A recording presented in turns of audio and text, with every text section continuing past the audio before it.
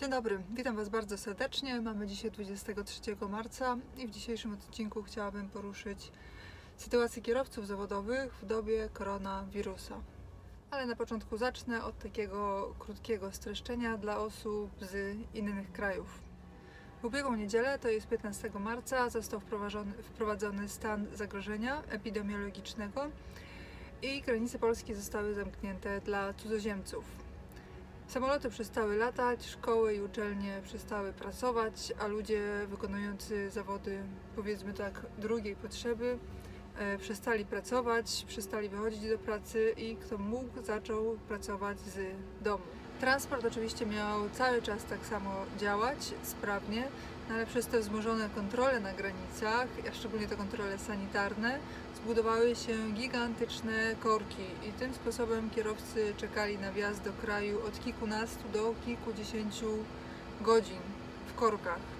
No i oczywiście ogromna liczba Polaków wracających z zagranicy do Polski też nie była bez znaczenia. Ale po kilku dniach te kontrole zostały znacznie rozluźnione i korki błyskawicznie się rozbudowały. Obecnie ruch na granicach jest płynny. Ale teraz już bardziej o kierowcach. Wraz z wprowadzeniem stanu zagrożenia i obowiązkowej 14-dniowej kwarantanny dla ludzi wracających z zagranicy okazało się, że kierowcy zjeżdżający ciężarówkami do kraju nie muszą iść na kwarantannę i mogą dalej normalnie pracować. Sytuacja miała się inaczej dla kierowców, którzy zostawiają swoje ciężarówki za granicą, a do kraju zjeżdżają osobówką czy też busem. Czy tak na przykład jak ja, dosyć często z pilotem. Ci musieli już iść na kwarantannę. Ale jak wiadomo, współczesny transport w Europie bardzo często właśnie bazuje na takim modelu, że ciężarówki są zostawiane za granicą, a kierowcy są dowożeni busami. I szybko okazało się, że coraz więcej kierowców jest skierowanych na kwarantannę i za chwilkę nie będzie już komu jeździć. Dlatego szybko ten zapis został zmieniony i obecnie kierowcy dojeżdżający czy też tam wracający do domu busami czy osobówkami już nie muszą iść na kwarantannę.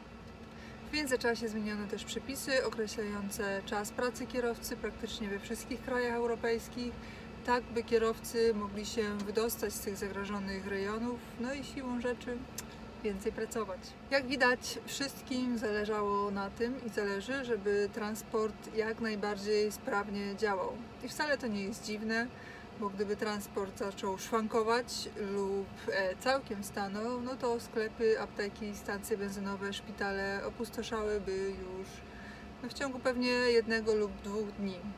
A co by się stało, gdyby społeczeństwo zostało puste półki w sklepach i brak paliwa na stacjach benzynowych, to już sobie możecie tylko sami wyobrazić. No i powoli dochodzimy do sedna sprawy, bowiem okazało się, że kierowcy zawodowi wykonują kawał dobrej roboty, niedocenianej przez społeczeństwo na co dzień wcale, a wcale.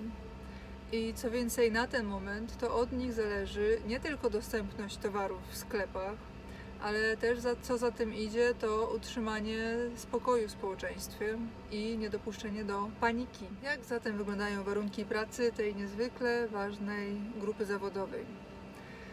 Warunki socjalne pracy kierowców od zawsze były trudne, ale teraz się jeszcze pogorszyły. Ogromna ilość firm całkowicie ograniczyła dostęp kierowcom do sanitariatów i kierowcy często w ogóle nie mogą opuszczać swoich kabin na czas załadunku czy też rozładunku, który może trwać kilka, a może trwać kilkanaście godzin.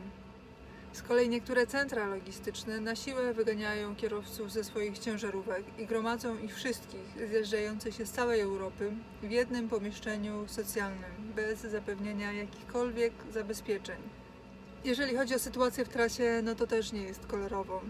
Większość restauracji przy trasie, na których kierowcy mogli się kąpać, jest pozamykanych. Tutaj ja jestem w Niemczech, tutaj niektóre stacje benzynowe zniosły opłaty za korzystanie z toalet i pryszniców, ale tylko niektóre.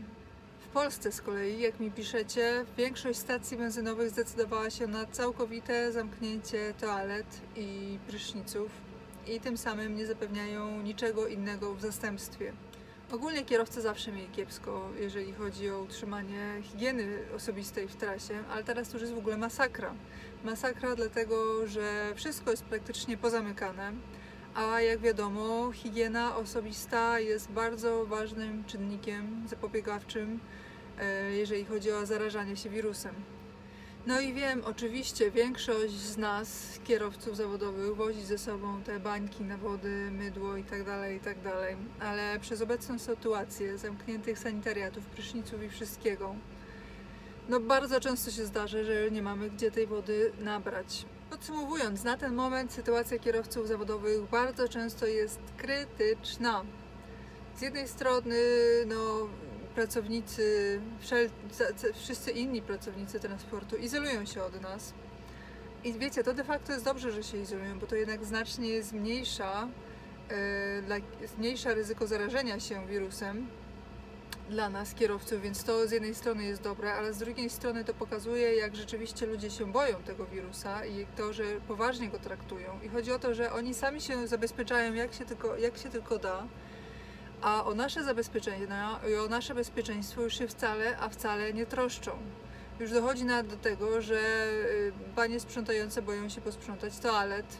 Tak jest często bardzo podawane, że panie boją się sprzątać toalet i pryszniców po kierowcach, bo się same zarażą. Dlatego lepiej wszystkim kierowcom jest pozamykać. No i po prostu w wielu przypadkach nie ma mowy o spełnieniu podstawowych, nawet nie podstawowych, minimalnych wymagań BHP. I tutaj chodzi tylko właśnie o to, że wszyscy chronią swoje tyłki jak się tylko da, a kierowców na zewnątrz i do roboty i wy sobie poradźcie. Tu jest problem. Dochodzą mnie też słuchy, że niektórzy kierowcy, którzy odmówili wyjazdu w trasę do tych najbardziej zakażonych rejonów Włoch, zostali zwolnieni dyscyplinarnie. Nawet Niemcy znieśli kontrolę kabotażu, a dla całkowicie niewtajemniczonych kabotaż, tak bardzo wielkim uproszczeniu, to jest sytuacja, gdzie firma transportowa zarejestrowana w jednym kraju wykonuje transport, wykonuje przewozy wewnątrz innego kraju. No i wygląda, że na ten moment to już Niemcom nie przeszkadza. Aż ciężko mi jest Wam opowiedzieć, jak w tej chwili większość kierowców traktowanych się czuje. Ta sytuacja w zasadzie tylko wyostrzyła to, jak naprawdę jesteśmy traktowani przez społeczeństwo i gdzie jest w zasadzie nasze miejsce. Niestety też w niedzielę zmarł pierwszy polski kierowca zawodowy z objawami koronawirusa.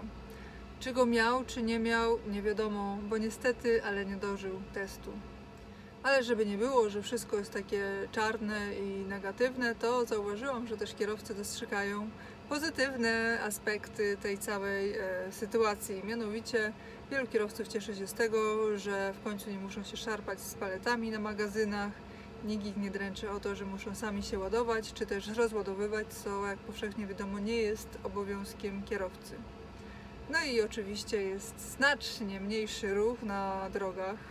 Myślę, że w całej Europie nie ma korków, a jeżeli są to dużo mniejsze, nie ma korków na zwężkach i ogólnie dużo fajniej się jeździ.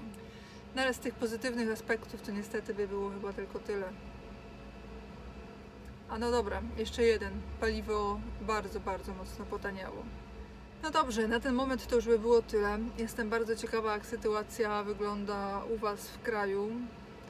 No i cóż, dziękuję Wam za uwagę, życzę Wam zdrowia i uważajcie na siebie. Trzymajcie się, cześć!